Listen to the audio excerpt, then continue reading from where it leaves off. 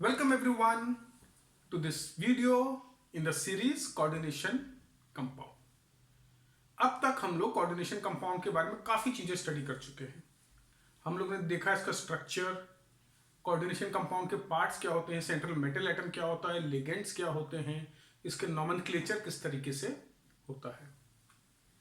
Coordination compound की बहुत सारी प्रॉपर्टीज़ हैं, जैसे ये बहुत कलरफुल होते हैं, इनकी मैग्नेटिक प्रॉपर्टीज़ भी डिफर करती है। Then not all metals form coordination compound. तो ऐसे बहुत सारी चीजें हैं कोऑर्डिनेशन कंपाउंड की जिसके बारे में हम एक्सप्लेनेशन देना जरूरी है, राइट। सो बेसिकली हमें एक थ्योरी चाहिए विच कुड एक्सप्लेन ये जो प्रॉपर्टीज हम कोऑर्डिनेशन कंपाउंड की ऑब्जर्व करते हैं, राइट। तो जो फर्स्ट अटेम्प्ट था कोऑर्डिनेशन कंपाउंड को एक्सप्लेन करने का, that was made by Werner. तो आज की वीडियो में हम वर्नर्स थ्योरी पढ़ेंगे कोऑर्डिनेशन कंपाउंड के बारे में। सो आई होप कि आपको coordination compound as a topic समझ में आ रहा है, इंटरेस्टिंग लग रहा है और उसमें आपको कोई मुश्किलें नहीं आ रही हैं। कोई भी दिक्कत हो आप वीडियो को रेफर करो, कोई भी डाउट हो यू कैन मैसेज मी। तो वर्नर ने what Werner did was that he studied series of compounds which were formed by cobalt chloride and ammonia.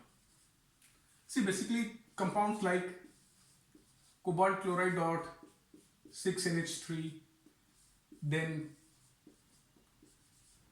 dot 5NH3,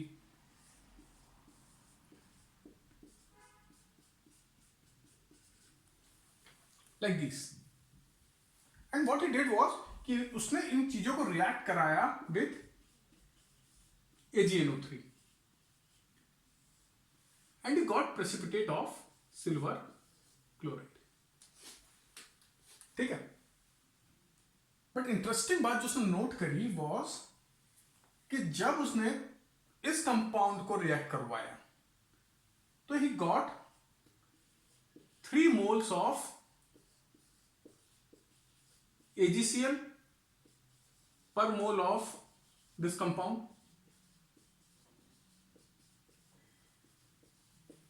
तो इस केस में उसको 3 मोल मिले AgCl के हर मोल के लिए। इस वाले केस में उसको 2 मोल मिले, यहां पर उसे 1 मोल मिला। फिर एक और कोऑर्डिनेशन कंपाउंड है, उसका फॉर्मूला सिमिलर था बट उस केस में उसको 0 मोल्स मिले, राइट। तो इस ऑब्जर्वेशन के बेसिस पर ही रीच्ड सर्टेन कंक्लूजन। क्या कंक्लूजन उसने रीच करा कि ये जो कोबाल्ट है, this at any point in time, किसी भी कंपाउंड के अंदर ये 6 मॉलिक्यूल्स के साथ, 6 एंटिटीज के साथ, जो कि अमोनिया या क्लोराइड हो सकते हैं, के साथ इस तरीके से बॉन्डेड है कि वो आयनाइज नहीं हो पा रहे हैं, राइट। यानी जैसे यहां पर 3 और 6 9 है, तो बोले 9 में से 6 ऐसे हैं जो कि आयनाइज नहीं हो पाएंगे। इस केस में 5 और 3 8 है, तो 8 में से 6 आयनाइज नहीं हो पाएंगे, 2 आयनाइज हो जाएंगे। इस केस में 4 और 3 7 टोटल एंटिटीज हैं जो कि कोबाल्ट के साथ अटैच्ड है, तो उसमें से 6 इस तरीके के बॉन्ड फॉर्म कर रहे हैं कि वो आयनाइज नहीं हो रहा है, तो एक ही बचा, तो इसलिए 1 मोल मेरे को AgCl का मिल गया। आया समझ में? देखो यहां पर कोबाल्ट 3 क्लोराइड आयन और 6 अमोनिया के मॉलिक्यूल के साथ सराउंडेड है। यहां पर 3 क्लोराइड के मॉलिक्यूल और 5 अमोनिया, यहां पर 3 क्लोराइड मॉलिक्यूल और 4 अमोनिया के मॉलिक्यूल्स। तो वर्नर ने क्या थ्योरी प्रपोज करी है, क्या कंक्लूजन पे रीच किया कि इन 9 में से या इन 8 में से या इन 7 में से 6 बॉन्ड इस तरीके के हैं कि वो आयनाइज नहीं होते, ठीक। तो हर जो कंपाउंड कोबाल्ट क्लोराइड और अमोनिया फॉर्म कर रहा है उसमें से 6 बॉन्ड ऐसे हैं जो कि आयनाइज नहीं होंगे और बाकी जो बॉन्ड बचे वो आयनाइज हो जाएंगे। तो इस तरह का उसका कंक्लूजन रीच करा उसने, और इन ऑब्जर्वेशन के बेसिस पर उसने एक थ्योरी प्रपोज करी, और उस थ्योरी के अब जो मेन पोस्टुलेट्स हैं या जो मेन पॉइंट्स हैं वो हम लोग स्टडी करेंगे। ठीक है, तो ये बेसिकली एक बैकग्राउंड देने के लिए था कि किस बेसिस के ऊपर वर्नर ने अपनी थ्योरी पोस्टुलेट करी थी। चले, तो अब हम एक्चुअल थ्योरी पर मूव करते हैं।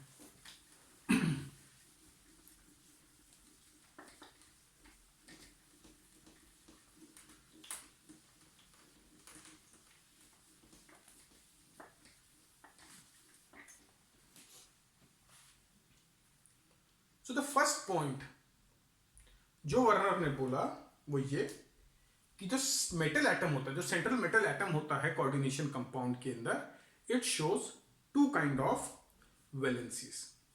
ठीक, so what was the first point which he proposed? Central metal atom shows two types of valencies,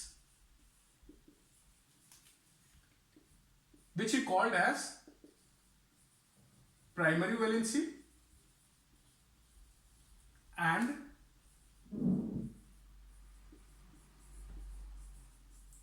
secondary valency. तो अभी तक आप लोगों को एक ही चीज पता है कि वैलेंसी आपको पता है, लेकिन आपने कभी भी प्राइमरी और सेकेंडरी वैलेंसी इस तरीके की चीजें स्टडी नहीं करी है। बट वर्नर ने बोला कि central metal atom coordination compound में दो तरह की वैलेंसी शो करेंगे, एक प्राइमरी वैलेंसी और दूसरी सेकेंडरी वैलेंसी। फिर उसने बोला कि primary valency is equal to the oxidation state of metal in the compound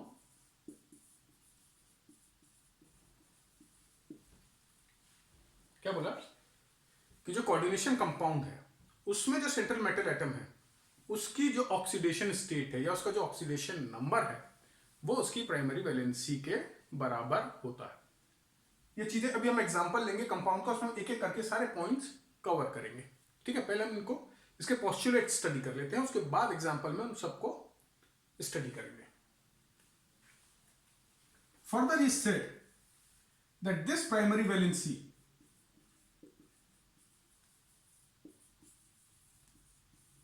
is ionizable, ये आयनाइज हो जाती है, and is satisfied by negative ions.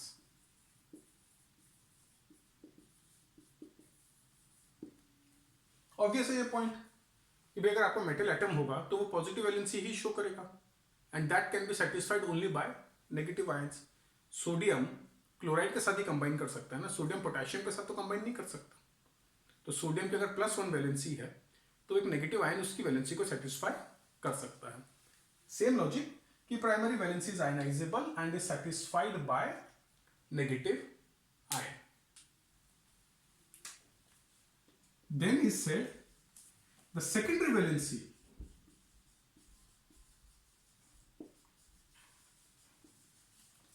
is fixed for any metal and is equal to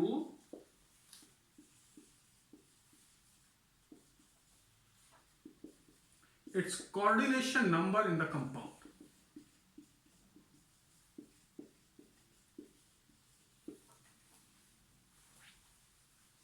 जो secondary valency वो उसकी fixed है और वो किसके बराबर है, उसके कोऑर्डिनेशन नंबर की। अब अगर जरा पीछे चलोगे, हमने जब स्टार्ट किया था तब मैंने बोला था कि वर्नर ने ऑब्जर्वेशन की बेसिस पे क्या बोला था कि जो 6 बॉन्ड हैं, ठीक है, वो फिक्स्ड हैं, वो आयनाइज नहीं होते हैं। तो कहीं ना कहीं वो जो 6 बॉन्ड है वो उसको उसने क्या बोला, सेकेंडरी वैलेंसी। जितने भी कंपाउंड थे उसमें कोबाल्ट कितने एंटिटी के साथ ये बॉन्ड फॉर्म कर रहा था, 6 के साथ, यानी secondary valency is fixed. Her compound में उसकी वैलेंसी, सेकेंडरी वैलेंसी कितनी थी, 6। So secondary valency is fixed for any metal and is equal to its coordination number This valency is non-ionizable.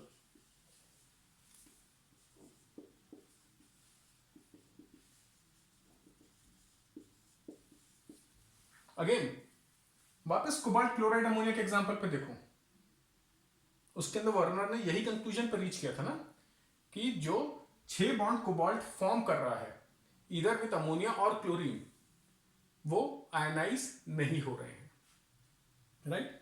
तो सेम थिंग, वहीं से ये पॉइंट उसका आया कि secondary valency is fixed for any metal and is equal to its coordination number and this valency is non ionisable.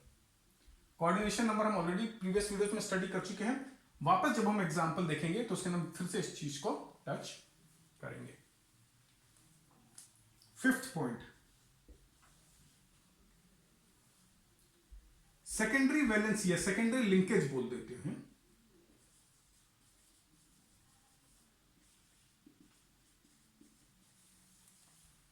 Are directional and have a particular spatial arrangement.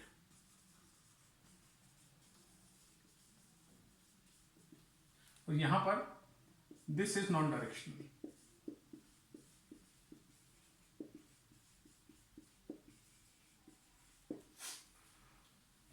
देखो इसका क्या मतलब हुआ, secondary linkages are directional and have a particular spatial arrangement. मतलब जो secondary valency जिससे satisfy हो रही है या सेकेंडरी वैलेंसी के कारण जो बॉन्ड्स फॉर्म हो रहे हैं वो डायरेक्शनल इन नेचर है। जैसे जब हम कोवेलेंट बॉन्डिंग की बात करते हैं, आपने 11th में पढ़ा होगा जब हम केमिकल बॉन्डिंग स्टडी कर रहे थे, तो जब हम कोवेलेंट बॉन्डिंग की बात कर रहे थे तो वहां पर हमने क्या बोला था, ऑर्बिटल्स का ओवरलैप होना जरूरी है। तो ऑर्बिटल्स ओवरलैप तभी होते थे जब वो एक पर्टिकुलर डायरेक्शन में एक दूसरे को अप्रोच करते हैं। तो सेम थिंग ओवर हियर कि सेकेंडरी लिंकेजेस आर डायरेक्शनल। जब यहां पर उसने बोला प्राइमरी वैलेंसी इज आयनाइजेबल, मतलब प्राइमरी वैलेंसी के कारण जो बॉन्ड फॉर्म हो रहे हैं वो उनका नेचर क्या है, उनका नेचर है आयनिक। और आयनिक बॉन्ड हमें पता है नॉन डायरेक्शनल होते हैं, उसका कोई डायरेक्शन नहीं होता। सीधी सी बात है ना भाई, आपका एक पॉजिटिव चार्ज है, यहां पर एक नेगेटिव चार्ज है, और नेगेटिव चार्ज यहां हो, ऊपर हो, नीचे हो, इलेक्ट्रोस्टैटिक फोर्स ऑफ अट्रैक्शन तो सिमिलर रहेगा एज लॉन्ग एज डिस्टेंस उनके बीच में सेम है, राइट? भाई अगर मैंने 2 चार्ज लिए, लेट्स से एक पॉजिटिव एक नेगेटिव चार्ज है, एज लॉन्ग एज मैं उनका डिस्टेंस सेम मेंटेन करता हूं, इसकी पोजीशन में कहीं पर भी रख सकता हूं, यहां, नीचे, ऊपर, ठीक? तो जो इलेक्ट्रोस्टैटिक फोर्स ऑफ अट्रैक्शन है वो नॉन डायरेक्शनल होता है इन द सेंस कि ये फर्क नहीं पड़ता कि चार्ज किस तरफ है, दो के बीच में चार्ज फोर्स सेम हो जाएगा। तो क्योंकि प्राइमरी वैलेंसी आयनाइजेबल है, मतलब वो बॉन्ड आयनिक बॉन्ड है, इसलिए वो नॉन डायरेक्शनल है। जबकि ये सेकेंडरी लिंकेजेस हैं ये डायरेक्शनल है। तो कहीं ना कहीं ये जो बॉन्ड है ये शेयरिंग ऑफ इलेक्ट्रॉन या कोवेलेंट बॉन्डिंग के नेचर में है, और इनका एक पर्टिकुलर अरेंजमेंट होगा स्पेस में। स्पेशियल अरेंजमेंट मतलब एक पर्टिकुलर अरेंजमेंट होगा स्पेस में, जैसे octahedral arrangement, tetrahedral arrangement, trigonal, right? ये जितने भी शेप आपने स्टडी करे हैं, तो ये जो सेकेंडरी लिंकेजेस हैं वो डायरेक्शनल होते हैं और उनका एक पर्टिकुलर अरेंजमेंट होता है स्पेस में। तो ये थे वर्नर्स थ्योरी के मेन पोस्टुलेट, इसको आप नोट डाउन कर लो अब, और एग्जांपल्स देखकर हम अब इन सब पॉइंट्स को वन बाय वन अंडरस्टैंड करेंगे, उसको एक्सप्लेन करेंगे, ठीक है? तो जो मेन पोस्टुलेट है वर्नर थ्योरी का वो यही है कि सेंट्रल मेटल एटम 2 तरह की वैलेंसी शो करते हैं, प्राइमरी और सेकेंडरी। प्राइमरी वैलेंसी आयनाइजेबल है, नॉन डायरेक्शनल है, और सेंट्रल मेटल एटम की ऑक्सीडेशन स्टेट ऑक्सीडेशन नंबर के बराबर होती है। जो सेकेंडरी वैलेंसी है वो किसी भी मेटल के लिए फिक्स्ड है। Cobalt same secondary valency show करेगा, कोई भी कोऑर्डिनेशन कंपाउंड ले लो। Iron same secondary valency show करेगा हर कोऑर्डिनेशन कंपाउंड के अंदर। और सेकेंडरी वैलेंसी कि लिंकेजेस डायरेक्शनल होते हैं और एक वो पर्टिकुलर शेप देंगे कंपाउंड को।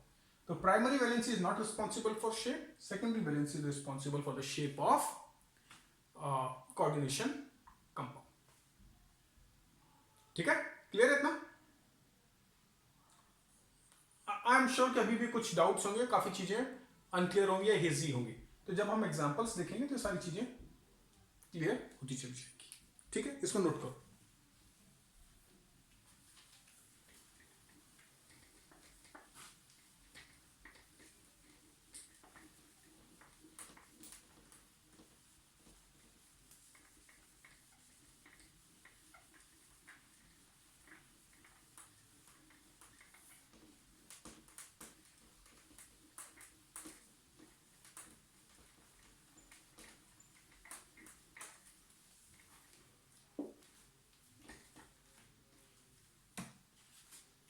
चल एग्जाम्पल देखना शुरू करें। तो हम वही कंपाउंड लेते हैं जो वर्नर ने यूज किया था अपनी स्टडी के अंदर। तो पहला compound which you will look at is this,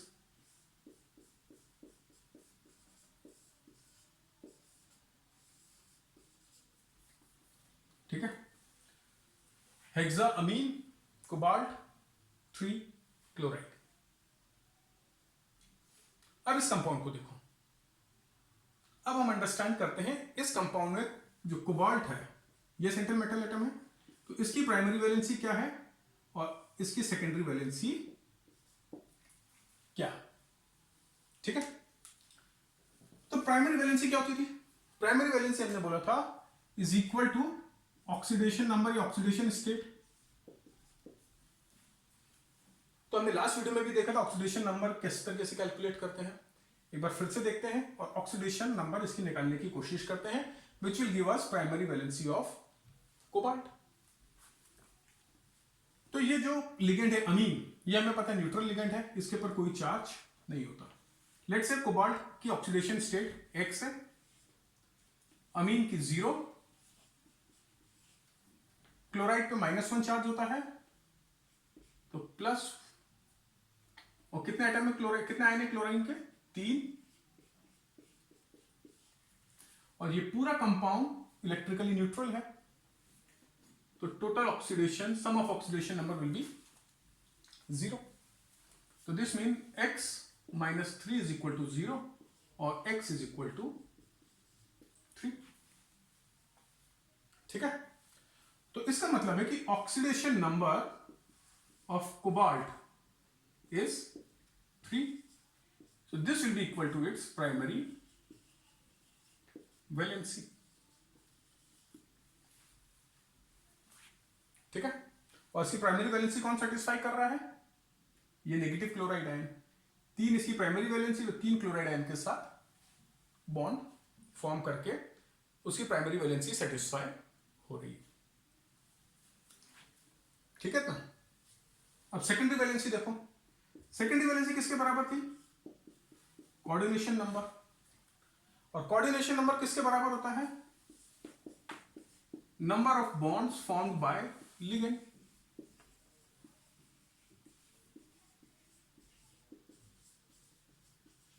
और number of electron pair donated by ligands. अब यहां पर बहुत जरूरी है, जो मिस्टेक जनरली काफी लोग करते हैं, कि आप केयरफुल रहो। काफी लोग क्या करते हैं, कोऑर्डिनेशन नंबर को अज्यूम कर लेते हैं equal to number of ligands. तो remember, coordination number is necessarily not equal to number of ligands. मतलब ये जरूरी नहीं है कि नंबर ऑफ लिगेंड्स और कोऑर्डिनेशन नंबर दोनों सेम हो। कब सेम होते हैं दोनों? जब वो मोनोडेंटेट लिगेंड होता है। पर अगर वो पॉलीडेंटेट लिगेंड है, यानी उसकी डेंटिसिटी 1 से ज्यादा है, तो कोऑर्डिनेशन नंबर और नंबर ऑफ लिगेंड्स दोनों सेम नहीं होते हैं फॉर नॉन मोनोडेंटेट लिगेंड्स।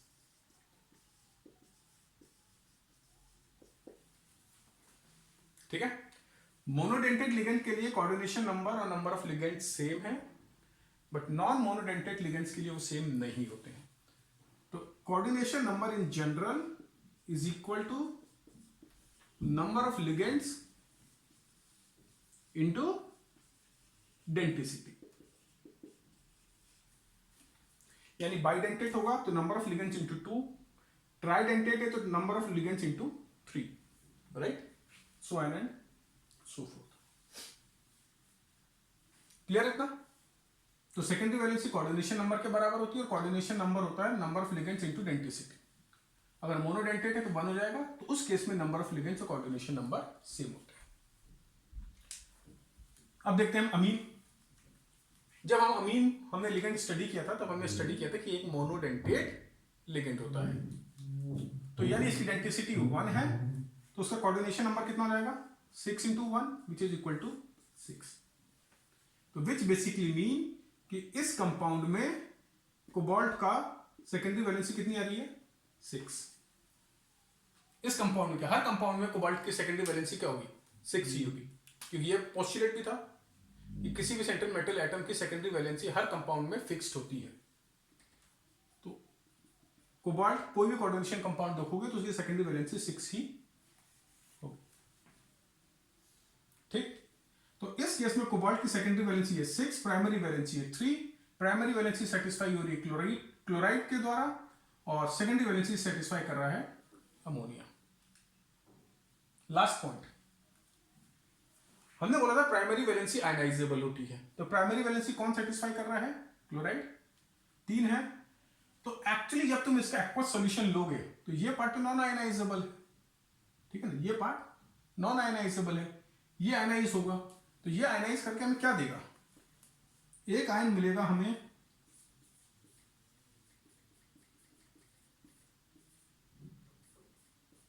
एक आयन इसका मिलेगा, ठीक है,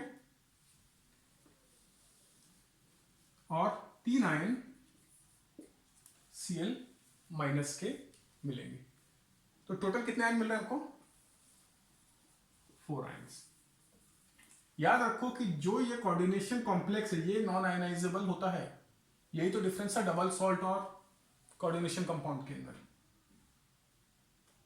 ठीक है। तो हमें इसमें 3 क्लोराइड के आयन मिलेंगे, इसलिए जब हम ये वाला कंपाउंड लेते हैं तो हमें 3 मोल मिलते हैं सिल्वर क्लोराइड प्रेसिपिटेट के फॉर पर मोल ऑफ दिस कंपाउंड, जो कि वर्नर ने ऑब्जर्व किया था, ठीक।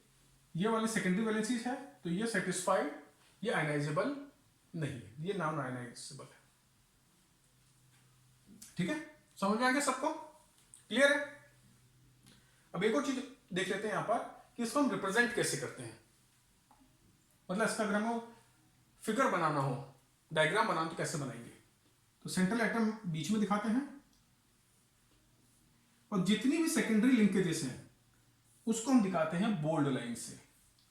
तो यहां पर NH3 NH3 NH3 NH3 NH3 NH3, तो ये है आपके सेकेंडरी लिंकेजेस जो कि हम बोल्ड लाइन से दिखाते हैं, और जो प्राइमरी लिंकेजेस हैं वो हम शो करते हैं डॉटेड लाइन से। कहीं पर भी शो कर सकते हो, ऐसा कुछ नहीं कि हमें यही शो करना है। मतलब क्लोराइड जो आपके प्राइमरी लिंकेजेस है उसका कोई फिक्स डायरेक्शन नहीं होता, कहीं पर भी शो कर सकते हो।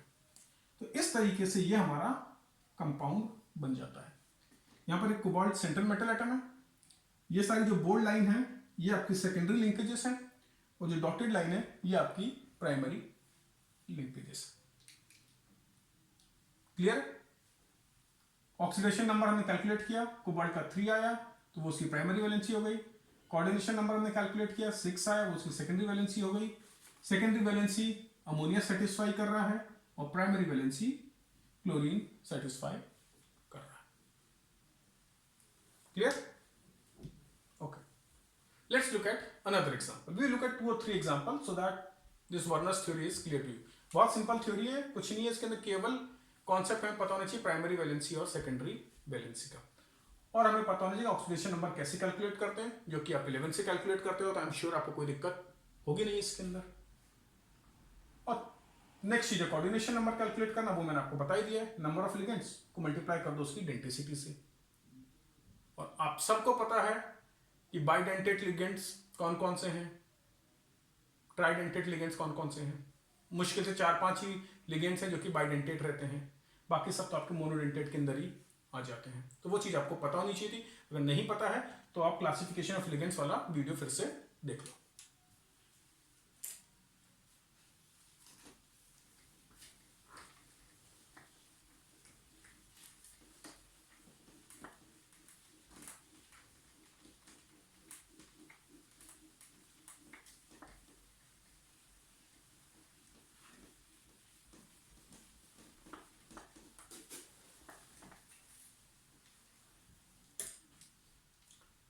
ठीक, चलो नेक्स्ट कंपाउंड देखते हैं।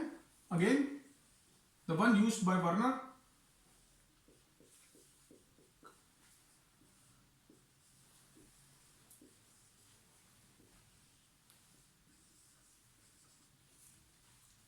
ये कंपाउंड है, राइट। अब इस केस में देखते हैं कोबाल्ट का ऑक्सीडेशन नंबर क्या है। इस केस में इंटरेस्टिंग बात यह है कि जो Cl है, एक क्लोराइड आयन, ये एज ए लिगेंड काम कर रहा है, राइट। अब देखो ऑक्सीडेशन नंबर, अगेन कोबाल्ट का X मान लेते हैं, अमीन न्यूट्रल तो 0, क्लोराइड -1, इधर पे -1 इंटू 2 इज इक्वल टू 0। तो again x -1 -2 is equal to 0 और x इज इक्वल टू 3। ठीक है,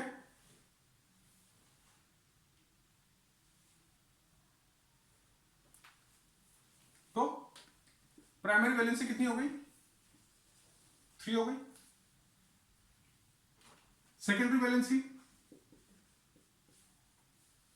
अगेन ये भी मोनोडेंटेट है, ये भी मोनोडेंटेट है, तो 6 लिगेंड है, तो सेकेंडरी वैलेंसी 6।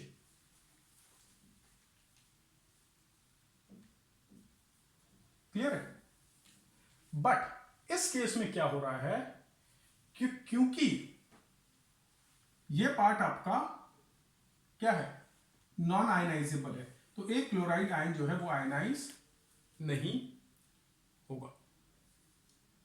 ठीक है, एक क्लोराइड आयन आपका आयनाइज नहीं होगा। इसका स्ट्रक्चर अगर हम देखें तो इसका स्ट्रक्चर कुछ इस तरीके से दिखेगा।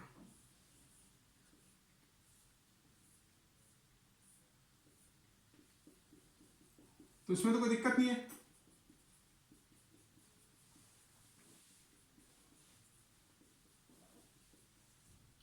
ये 5 आपका अमोनिया क्या आ गया, छठा आपका आ गया क्लोरीन, राइट। अब देखो इंटरेस्टिंग चीज, यहां पर क्लोरीन के कितने हैं, 2, तो ये Cl हो गया, ये Cl हो गया। तो ये तो 2 ही प्राइमरी वैलेंसी सेटिस्फाई हो रही है, तीसरी प्राइमरी वैलेंसी कैसे सेटिस्फाई होगी। तो इट इज पॉसिबल, रिमेंबर बहुत इंपॉर्टेंट है, it is possible for a ligand to satisfy primary valency as well. तो ये जो क्लोरीन एटम है ये इसकी सेकेंडरी वैलेंसी भी सेटिस्फाई करेगा और प्राइमरी वैलेंसी भी सेटिस्फाई करेगा। ये केवल नेगेटिव आयंस के साथ ही हो सकता है, केवल एनायंस ही ऐसा काम कर सकते हैं, राइट, कि जो इसकी प्राइमरी वैलेंसी भी सेटिस्फाई कर रहा है और सेकेंडरी वैलेंसी भी सेटिस्फाई कर रहा है। इसके पास माइनस चार्ज है, तो minus charge is satisfying its primary valency और ये इसका सेकेंडरी लिंकेज है। ठीक है, तो इसकी प्राइमरी वैलेंसी 3 थी, सेकेंडरी वैलेंसी 6 थी, same as last time, but in this case only 2 chloride ions will get ionised and the third chloride ion, क्योंकि उसकी सेकेंडरी लिंकेज है कोबाल्ट के साथ, वो आयनाइज नहीं होगा। इसीलिए इस कंपाउंड के साथ COCl3NH.5NH3 के साथ हमें 2 मोल्स मिल रहे थे AgCl के। ठीक है, इसको नोट कर लो। एक और एग्जांपल देखते हैं।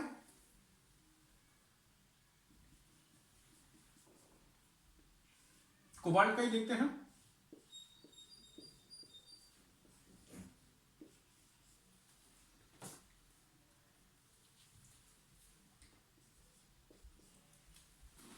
ठीक है, तो ये आपका क्या हो गया,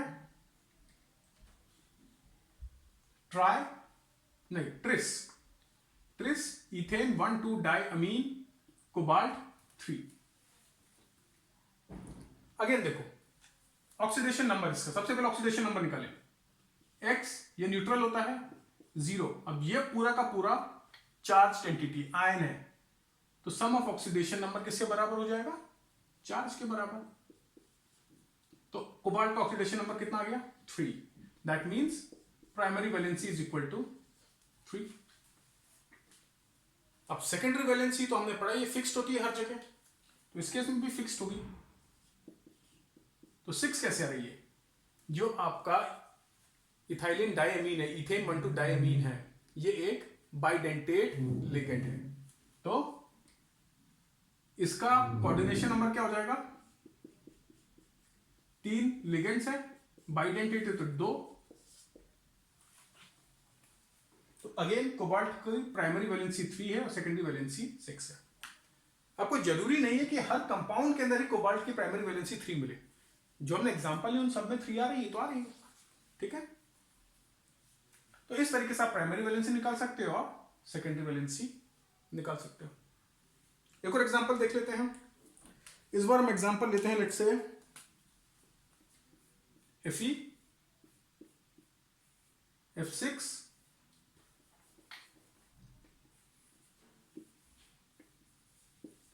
3 minus, Fe F6 3 minus. Again primary valency निकालिए आयरन की, तो उसका ऑक्सीडेशन नंबर निकालना पड़ेगा, X मान लो। ये फ्लोराइड है, फ्लोराइड का ऑक्सीडेशन नंबर -1। बेटा देखो ऑक्सीडेशन नंबर आपको पता होनी चाहिए। अब 12th क्लास में, ये सब आपने 11th क्लास में पढ़ा, किसका ऑक्सीडेशन नंबर क्या होता है, हेलोजेंस का -1 होता है, तो ये चीजें आपको पता होनी चाहिए। और ये एक आयन है, तो इनका सम इस चार्ज के बराबर हो जाएगा जो कि -3 है, तो x - 6 इज इक्वल टू -3, तो x is equal to again +3। तो इसकी प्राइमरी वैलेंसी हो गई 3, सेकेंडरी वैलेंसी कितनी हो जाएगी इस केस में, 6 × 1, क्योंकि ये मोनोडेंटेट लिगेंड है, तो उसकी सेकेंडरी वैलेंसी हो गई 6। और अगेन इसका शेप देखोगे तो क्या आएगा, जब भी 6 लिगेंड होते हैं उसका शेप ऑक्टाहेड्रल होगा, 2 x एक्सिस पे, 2 y एक्सिस पे, 2 z एक्सिस पे। तो ये आपका एक और एग्जांपल हो गया, ठीक है।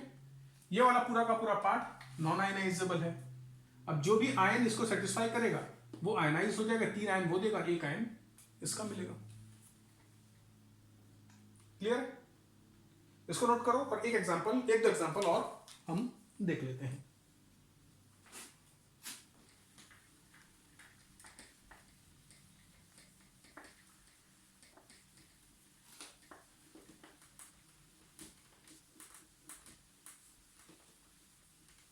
चलो एक आयरन का एग्जांपल देखते हैं जिसके अंदर उसकी प्राइमरी वैलेंसी डिफरेंट होगी। Let's say Fe CN6, let's say K4Fe CN6। इस केस में देखो इसकी हम प्राइमरी वैलेंसी निकाली है, लेट्स से इसका ऑक्सीडेशन नंबर हम x मान लेते हैं। पोटेशियम +1, 4 एटम, तो 1 × 4। साइनाइड आयन -1, साइनाइड आयन पे चार्ज कितना होता है, -1 होता है ना, तो +6 × -1, पूरा का पूरा न्यूट्रल है, इक्वल टू 0। तो 4 + x - 6 is equal to 0, which implies x is equal to 2। तो ये इसकी प्राइमरी वैलेंसी रहेगी। और सेकेंडरी वैलेंसी 6 लिगेंड, डेंसिटी 1, तो 6। अब इंपॉर्टेंट चीज नोट करो, यहां पर प्राइमरी वैलेंसी 2 है, इस केस में आयरन की प्राइमरी वैलेंसी 3 थी। तो primary valency need not be constant, it can change. Different compound में different primary valency same metal show कर सकता है। बट सेकेंडरी वैलेंसी देखोगे तो यहां पर भी 6 है और यहां पर भी 6 है, ठीक है।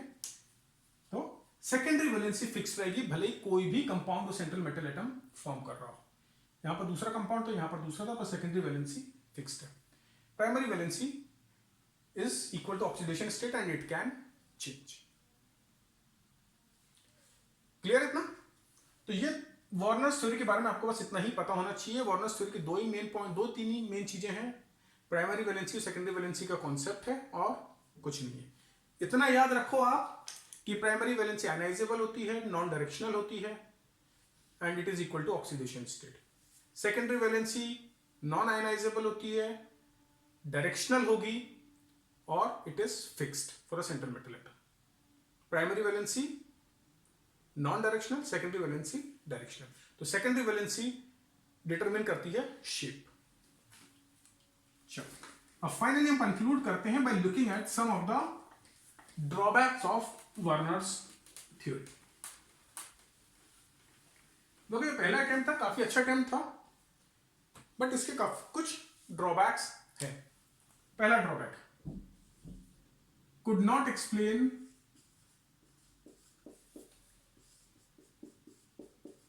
केवल मेन ड्रॉबैक्स देखेंगे हम लोग। Magnetic nature, magnetic nature, it could not explain the magnetic nature of compound, कि वो कंपाउंड पैरामैग्नेटिक क्यों है या डायमैग्नेटिक क्यों है। ठीक है भैया, कंपाउंड या तो पैरामैग्नेटिक या डायमैग्नेटिक है, तो वो एक्सप्लेन नहीं कर पाया कि कौन सा कंपाउंड पैरामैग्नेटिक होगा और कौन सा कंपाउंड डायमैग्नेटिक होगा। Secondly, it could not explain color of coordination compound.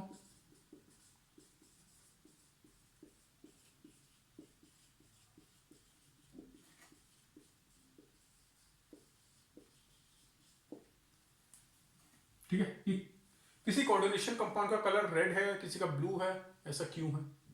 जैसे copper sulphate .CuSO4.5H2O blue colour का होता है, क्यों। या हाइड्रेटेड फेरस सल्फेट, उसका ग्रीन कलर होता है, क्यों। So those things should not be explained. Third, it could not explain why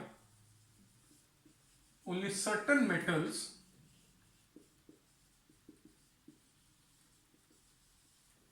form coordination compound.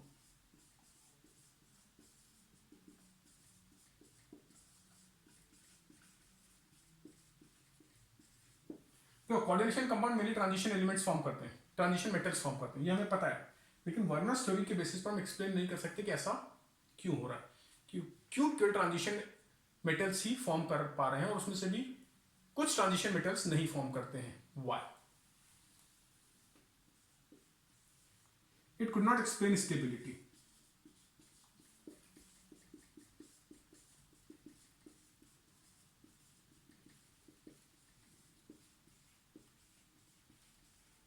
Okay,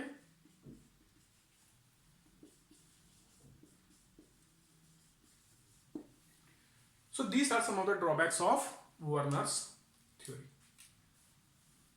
Could not explain magnetic nature, color of coordination compound and stability of coordination compound. It could not explain why only certain metals are able to form these kind of compounds. But it was the first theory proposed for coordination compound, or for this he actually got Nobel Prize. तो Werner's theory में बस हमें इतना ही करना है। Main concept, oxidation number calculate करना आना चाहिए आपको। ऑक्सीडेशन नंबर को प्राइमरी वैलेंसी बनाओ, आपको कोऑर्डिनेशन नंबर कैलकुलेट करना आना चाहिए and coordination number becomes your secondary valency. एक और इंपॉर्टेंट पॉइंट जो हम लोगों ने देखा था वो ये कि ligand can satisfy both secondary valency as well as primary valency. Secondary valency linkage को हम सॉलिड लाइन से दिखाते हैं और प्राइमरी वैलेंसी लिंकेजेस को हम डॉटेड लाइन से दिखाते हैं। तो आज की वीडियो में बस हम इतना ही कवर करेंगे। नेक्स्ट वीडियो के अंदर हम लोग वैलेंस बॉन्ड थ्योरी स्टडी करेंगे और उसके बाद the most important crystal field theory उसके बाद स्टडी करेंगे। ठीक है, I hope you enjoyed this particular lecture and you found it interesting. Next video भी इंटरेस्टिंग होगा, but crystal field theory is perhaps the most interesting one, और वही एक पर्टिकुलर थ्योरी जिसमें से मैक्सिमम क्वेश्चंस पूछे जाते हैं। पहली बार जब उसको पढ़ोगे तो लगेगा कि पता नहीं, समझ में नहीं आ रहा, बट जब हम उसको देखेंगे तो then you will appreciate it कि बहुत ईजी है। Okay, so goodbye for now, and we will meet soon with the next video on valence bond theory.